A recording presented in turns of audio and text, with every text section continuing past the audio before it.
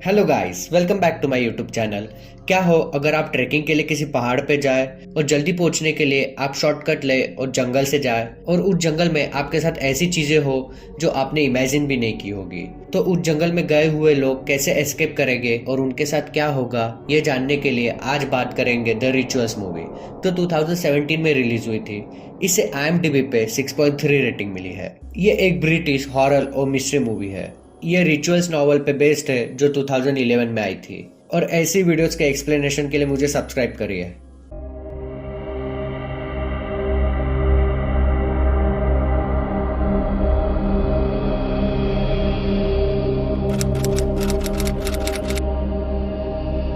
Movie के शुरुआत में हम 5 दोस्तों को देखते हैं जो एक बार में मिलते हैं जहां ये लोग ट्रिप प्लान कर रहे होते हैं। हर एक दोस्त ट्रिप के लिए अपना ओपिनियन देता है। तभी रॉब नाम का दोस्त सजेस्ट करता है कि उन्हें स्वीडन में ट्रेकिंग करने के लिए जाना चाहिए, लेकिन बाकी 4 दोस्त ये सुन के मना कर देते हैं। देन वो बाहर आते हैं। उनमें से ल्यूक नाम का दोस्त रॉब को लेके वाइन शॉप में जाता है।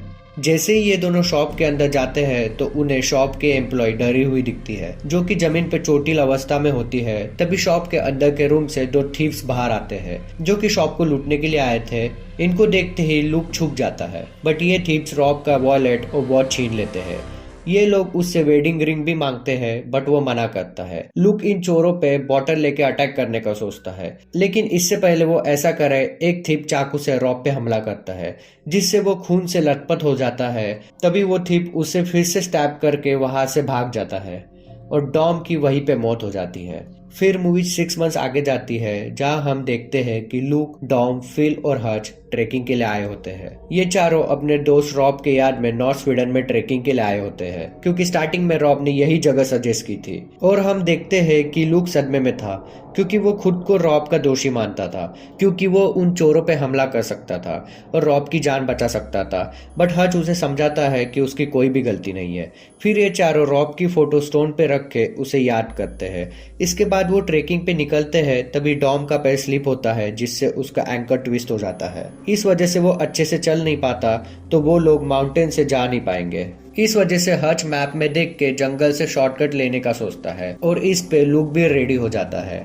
देन वो चारों जंगल के रास्ते आगे बढ़ते हैं, लेकिन थोड़े चलने पे उन्हें पेड़ पे एक जानवर की फटी लाश लटकी हुई दिखती है। उससे अभी भी खून टपक रहा होता है। वो लोग किसी वाइल्ड एनिमल ने किया होगा सोच के आगे बढ़ते हैं, बट ऐसे हालत देख के मुझे तो नहीं लगता कि ये किसी वाइल्ड एनिमल का काम था, क्योंकि वो बहुत ज्यादा हाइट पर था जहां एनिमल का जाना पॉसिबल नहीं है।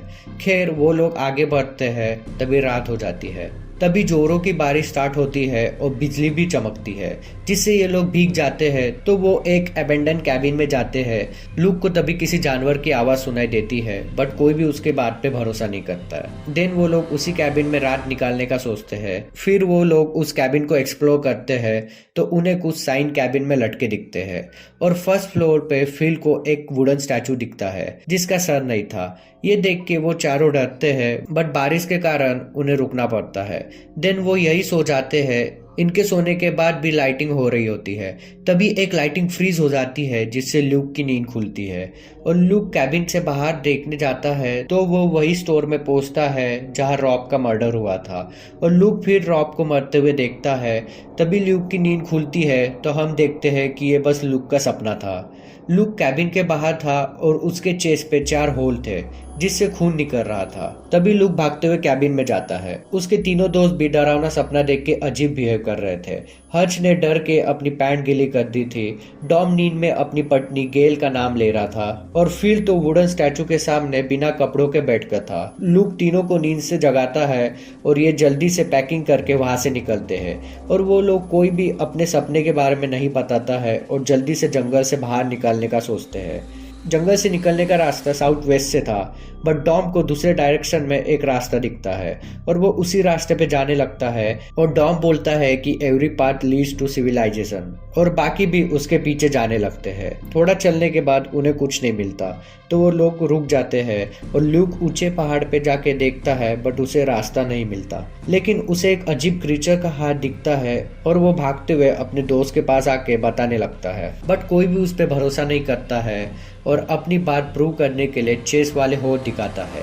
लेकिन इसे देख के डॉम बोलता है कि लूक सपने में पेड़ से टकरा गया होगा और वो इन सब के लिए लूक को ब्लेम करने लगता है। डॉम कहता है कि लूक ने अगर रॉब की जान बचाई होती तो ये टाइम देखना ही नहीं पड़ता। ये सुन के लूक गुस्सा होता है और डॉम को पंच कर देता है। देन वो लोग आगे बढ़ते हैं तो उन्हें जमीन में कुछ गड़ा हुआ दिखता है, तो वो उसे निकाल के देखते हैं तो उन्हें पुराना टेंट दिखता है और वॉयलेट भी होता है जिसमें एक फैमिली की फोटो होती है और उसमें उन्हें क्रेडिट कार्ड भी मिलता है जिसमें एक्सपायरी डेट 1984 की थी, जिससे समझता है कि ये बहुत पुरानी बात है और वो फैमिली 1984 के पहले यहाँ आई होगी। देन वो लोग टेंट लगा के सोते हैं। उसके बाद लूक को सपना आता है और वो सपना फिर रॉब के मर्डर का ही होता है, बट इस बार थीप उसके तरफ देख के कावर्ड बोलता है।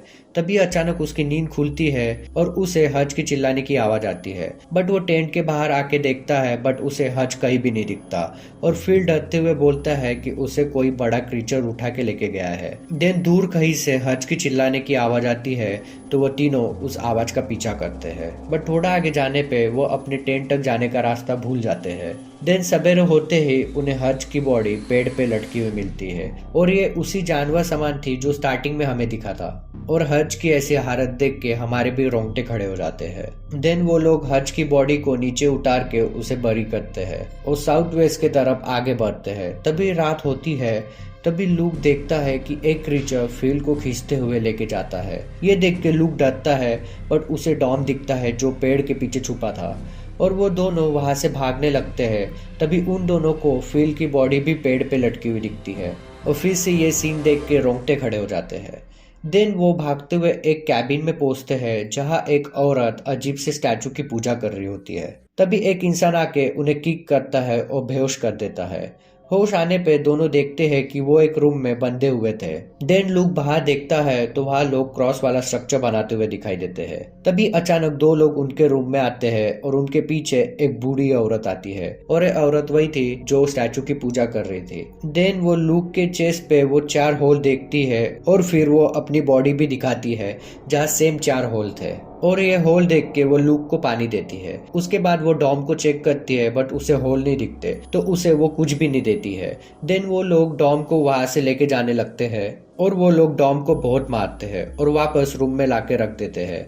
फिर डॉम लूक को बताता है कि ये लोग शायद मेरी बलि देने वाले हैं क्योंकि उसने सपने में देखा था और वो अपना सपना बताने लगता है और अपना सपना बताता है कि उसमें इन लोगों ने क्रीचर के सामने बलि दी थी और उसी टाइम उसकी पत्नी गेल आई थी। देन वो सभी लोग डॉम को क्रॉस वाले स्ट्रक्चर से बांध देते हैं। देन उसे बलि देने के लिए रेडी करते हैं और हम लोग वहाँ बहुत सारे डेड बॉडीज को पेड़ पे लटके देखते हैं। उसके बाद वो लोग कुछ चार्ट करते हैं और दिन में ही रात हो जाती है और डॉम महसूस करता है कि कोई उसके पास आ रहा है, बट तभी उसकी पत्नी गेल आते हुए दिखती है और वो आके डॉम का फेस पकड़ती है और ये पत्नी और कोई नहीं वही क्रीचर था और हम फर्स्ट टाइम क्रीचर का फेस देख पाते हैं। देन वो क्रीचर डॉम को लेके जाके एक पेड़ पे लटका देता है जिस वजह से डॉम की भी मौत हो जाती है।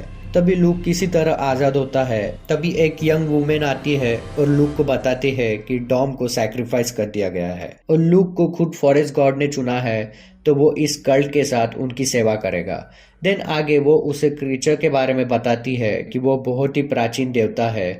ये एक यातुन है जो कि गॉड ऑफ मिसचिफ लोकी का नाजायज बेटा है। यहाँ कोई भी इस क्रीचर को रियल नेम से नहीं बुलाता है और इस जंगल के सारे लोग उसकी पूजा और सेवा करते हैं। ये क्रीचर जंगल में गुजरने वाले सभी यात्री को सैक्रिफाइस करता है बट एक इंसान को पूजा करने के लिए चुनता है, जैसे कि हम लोग देख पाते हैं कि इस बार लूक को चुना गया था। ये क्रीचर इंसान के दुख दर्द भगा देता है और यहाँ के लोगों को इमोर्टल बना देता है, बट इसके बदले में ये लोग क्रीचर को इंसानी बलि देते हैं। लूक इस पे उसे पूछता है कि उसने मुझे ही क्यों चुना, तो इस पे वो बताती है कि ये उसी इंसान को चुनता है जिसे सबसे ज्यादा दुख और दर्द होता है, जिसके लाइफ में किसी चीज का रिग्रेट होता है और चूज करके उनकी चेस्ट में 4 होल करता है।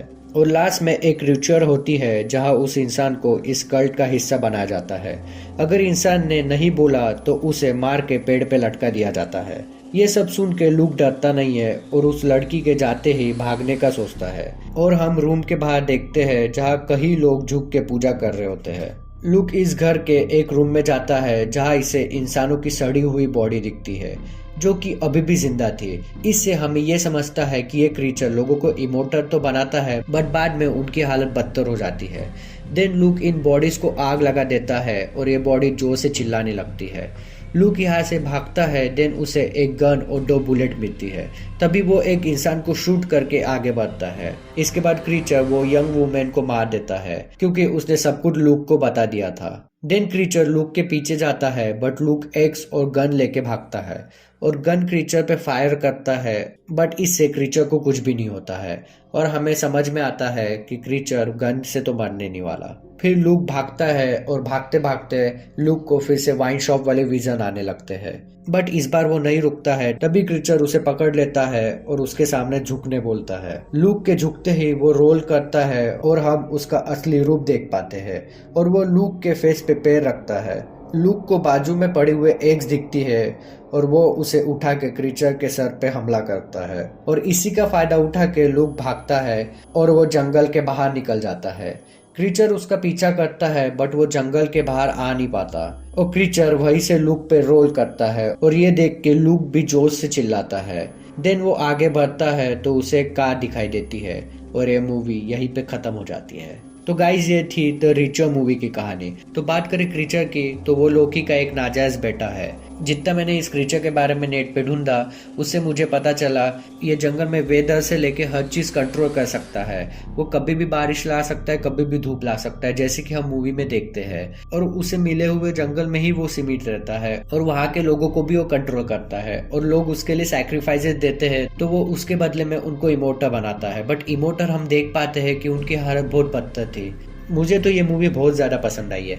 मैं सजेस्ट करूंगा कि ये मूवी एक बार तो आप ज़रूर देखिए। तो गाइज यहीं पे वीडियो ख़त्म करते हैं। आपको अगर ये वीडियो पसंद आया हो तो लाइक करें और आपको कौन सी मूवी का एक्सप्लेनेशन चाहिए कमेंट बॉक्स में ज़रूर बताइए और ऐसी वीडियोज़ के एक्सप्लेनेशन के लिए मुझे सब्सक्राइब करिए और मिलते हैं नेक्स्ट वीडियो में। Thank you, bye bye.